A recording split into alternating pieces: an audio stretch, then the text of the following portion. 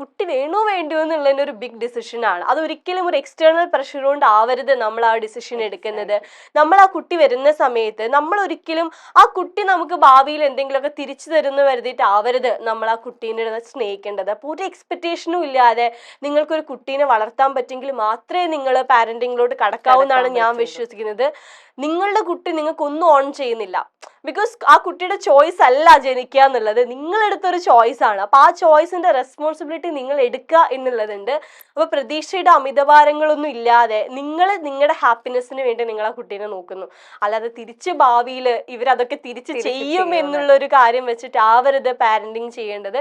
അപ്പോൾ കല്യാണം കഴിഞ്ഞ് കുട്ടികളായില്ല എന്നൊരു ചോദ്യം കേൾക്കുന്ന സമയത്ത് എനിക്കിത് വേണോ, എനിക്കൊരു നല്ല പാരന്റ് ആവാൻ പറ്റുമോ, എനിക്ക് എത്ര പേഷ്യൻസ് ഉണ്ടോ, എനിക്ക് എന്റെ കുട്ടീനെ അണ്ടർസ്റ്റാൻഡ് ചെയ്യാൻ പറ്റുമോ, അത് എന്റെ കുട്ടി ഈ പറയുന്ന സൊസൈറ്റിയുടെ ആ ഒരു കുറെ കണ്ടീഷൻസിൽ വളരുന്ന ഒരാളല്ലെങ്കിൽ എനിക്ക് അവന്റെ ഒരു ഐഡന്റിറ്റീനെ അവന് വേണ്ടി പ്രൊട്ടക്ട് ചെയ്യാൻ പറ്റുമോ, അതിനു വേണ്ടി സ്റ്റാൻഡ് ചെയ്യാൻ പറ്റും. ഇതൊക്കെ നമ്മൾ ചിന്തിക്കണം. അപ്പൊ ആ ഒരു ബ്ലൈൻഡ് പാരന്റിങ്ങിലേക്കൊക്കെ പോവാതെ കുറച്ചുകൂടെ മെച്യൂർഡ് ആയിട്ട് ചിന്തിക്കുന്ന ഒരു കുറെ പാരന്റ്സ് ഉണ്ടാവണം എന്നാണ് ഞാൻ വിശ്വസിക്കുന്നത്. അപ്പൊ ഇത് പറയുമ്പോൾ ടോക്സിക് എന്നൊക്കെ ഇതിലൊരു എലമെന്റ് വരുമ്പോൾ എനിക്ക് ആ ഒരു ടോക്സിക് പാരന്റിങ്ങിനെയാണ് ഹൈലൈറ്റ് ചെയ്യാൻ തോന്നുന്നത്. തീർച്ചയായിട്ടും.